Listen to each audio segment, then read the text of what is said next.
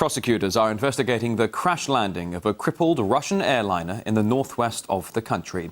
All 81 people on board had a miraculous escape when the plane overshot an abandoned airstrip on Tuesday and slammed into surrounding trees.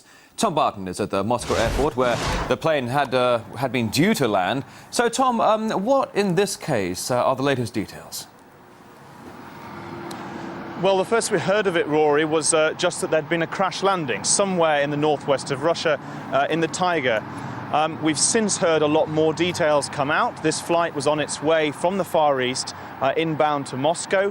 It was about 4 hours into that 6-hour flight when suddenly the plane suffered a massive electrical fault. That electrical fault shut down the plane's navigation system, its communication systems with air traffic controllers, the fuel pumps from the main fuel tanks to the tanks which supply the engines, and also some of the air braking flaps on the plane. The pilots then realised because the fuel pumps had stopped, they had to land very quickly. So searching around purely visually on the Taiga forest beneath, they found a small abandoned airstrip in a very rural, remote region.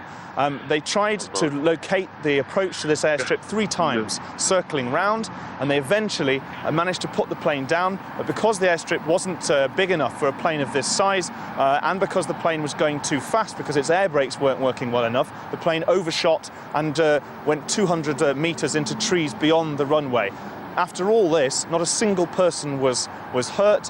The local fire brigade came and everyone got off the plane safely. Now, Tom, this really is being billed as an extraordinary feat of flying, isn't it?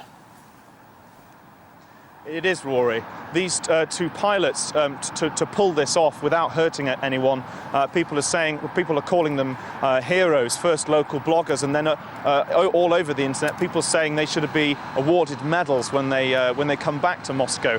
It's also being compared to an incident last year in the Hudson River in America when a pilot, his engines having failed, the engines didn't fail on this plane, but he had to put his plane down in the Hudson River. This incident, similar, not quite the same. They managed to get their plane down in very difficult circumstances. An avionics expert that we spoke to earlier gave us some more comparison about these 2 incidents. I believe in both cases, crew really had to push it beyond the envelope, as they say. They really had to demonstrate their very high professionalism.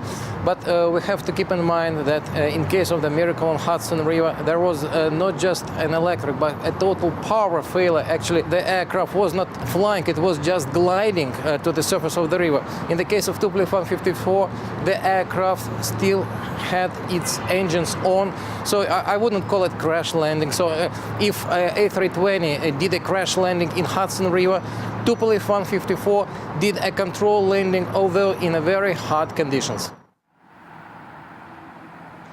So Yuri Kazaj there, a pilot himself, saying that it was a controlled landing under very difficult circumstances. Investigators are now looking at the scene of the controlled landing of that landing, trying to establish what went on, what might have caused the error.